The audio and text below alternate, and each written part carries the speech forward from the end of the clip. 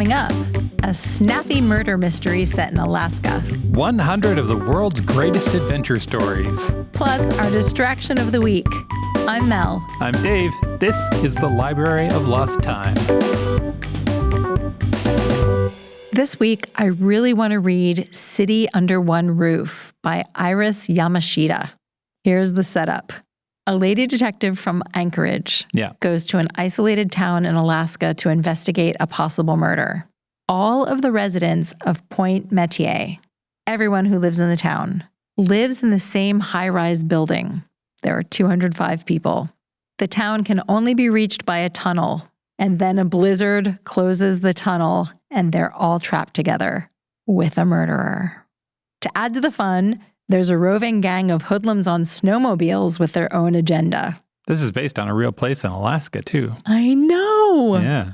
The author said that she wanted to take this real place and populate it with her own cast of quirky characters. The story is told through 3 female perspectives, and everyone has something to hide, including the protagonist. I want to inject this into my brain immediately. This is Iris Yamashita's debut novel, but she is not a newbie to writing. She was hired by Clint Eastwood to write the screenplay for his film Letters from Iwo Jima. Oh. And that did okay. It won a Golden Globe for Best Foreign Language Film, and it was nominated for 4 Oscars, including Best Picture and Best Original Screenplay. Okay. Her ability to set up characters is so good. I want to read you a little snippet from the beginning of the book. Okay. Amy Lynn stared at Officer Neuwirth and his receded to an island hairline and decided that he was not someone who could be trusted. For one thing, he was wearing a gold watch. Any man who wears a gold watch is a little shady.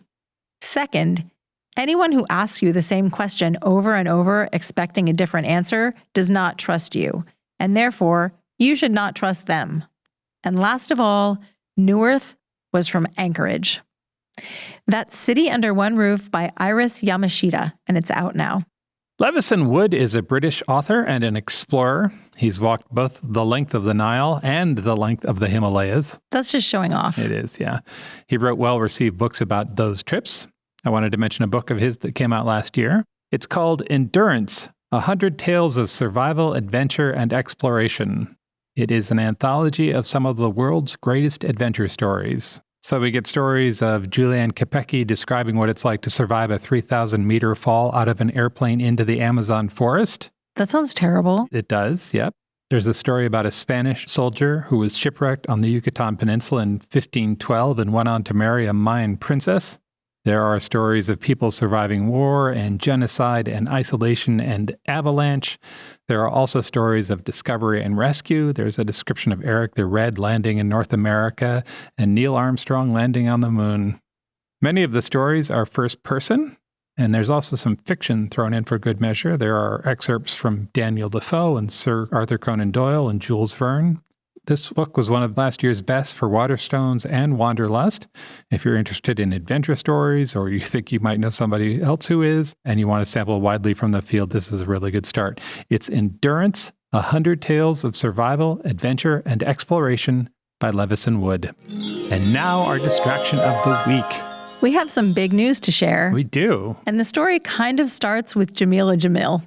I have a known Jameela Jamil problem, which means I like her very much. I like what she has to say about body image. Yep. I love her raunchy language. Yep. Her acting, her comedic timing. And I'm just going to say it. I love looking at her pretty face and hair.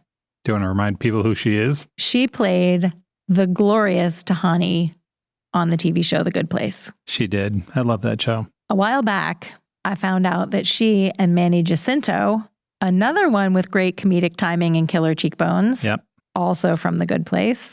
The two of them were starring in a new podcast called Marigold Breach. So I Googled around and I went down the rabbit hole and I found out that the show is from a company called Realm. This was news to me. Realm is a podcast network that features tons of fiction podcasts.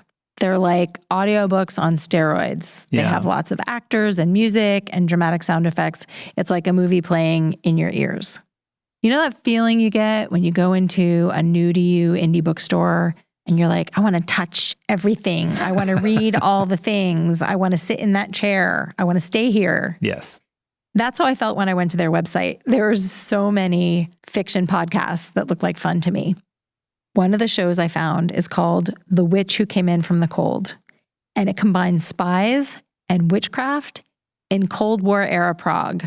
It's like someone peeked inside my brain and made a show that I would like. Yes. There's also a show called Spark Hunter. It's another spy drama, and the cast is ridiculous. Richard E. Grant, who's a tremendous character actor. He's in Downton Abbey. Fisher Stevens, who is in Fast Times at Ridgemont High, and therefore very important in my high school years. Of course. Trudy Styler. She's a writer and activist. And oh, by the way, she's married to Sting, who's also in this show. And this is the biggie, Mark Rylance. Oh, Mark Rylance. Mark Rylance is a British actor who I will see in anything because he's so good. He's so lovely. You might know him from the adaptation of Wolf Hall or from Bridge of Spies with Tom Hanks. Anyway, Realm. They have lots of excellent shows across all genres: sci-fi, fantasy, thrillers, historical fiction. You can spend hours just looking at their website, picking out shows to listen to. Right. A few months ago, Realm reached out to us and asked if we'd be interested in joining their network. Yeah. You got that email. I did get that email.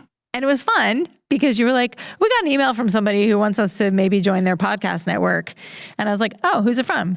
And you said, Realm. And I freaked out. So after a bunch of conversations and hearing what they have planned for their future and listening to more of their shows, we said yes. Yeah. So we are now officially part of Realm. And it's pretty exciting for us. Yeah. So I feel like we should talk about what this means for you as listeners and what it means for us as the producers of the show. Right. On your end, listeners, not much changes. You'll still get our show in all the places you usually do, and our format, the release schedule, and everything else remains pretty much the same. Yeah. If you're listening to us now, everything's working. We have switched over to the Realm Network already. We haven't heard anybody having any problems listening to us, so we assume everything is good. Yay! Yeah. You've probably heard that there have been some ads in our podcast. Yes. And that brings us to what this means for us. There are 3 advantages for our little strong sense of place company to be part of Realm. The first is that Realm sells advertising on our show, which means we get paid a little bit for our work. Yeah. Your face is so sad right now. No, that makes me so happy. I mean, as you might imagine, getting paid is really helpful for us because this podcast is a full-time job. Yeah, in this case, we can take the money and convert it into time. I love that magic. Yeah, the more money we make, the longer we can do the podcast. Second, a few times a year, we get to do podcast swaps. That means that we get to pick a show we love and put one of their episodes into our podcast feed.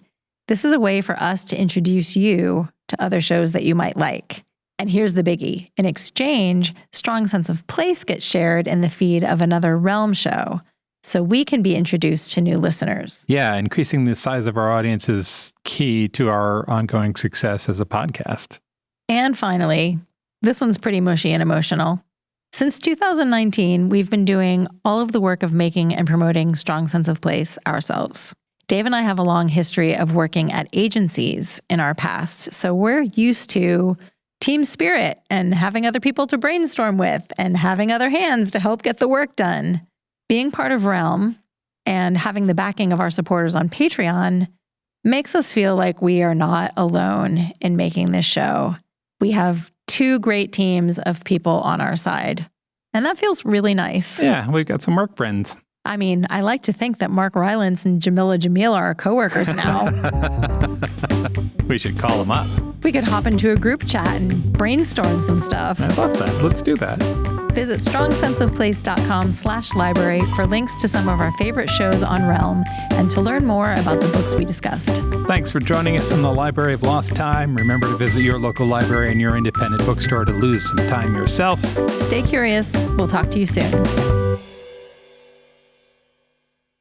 The Warning Woods has haunting horror stories that are sure to linger with you long after listening. I'm Miles Tritle, writer and narrator of The Warning Woods. Each week, I write an original scary story and share it with you on The Warning Woods. I've written 2 novels and nearly 200 short stories spanning the horror genre. If you're into scary stories, you need to check out The Warning Woods. Listen on Spotify, Apple Podcasts, or wherever you get your podcasts. Just search for The Warning Woods and click play at your own risk.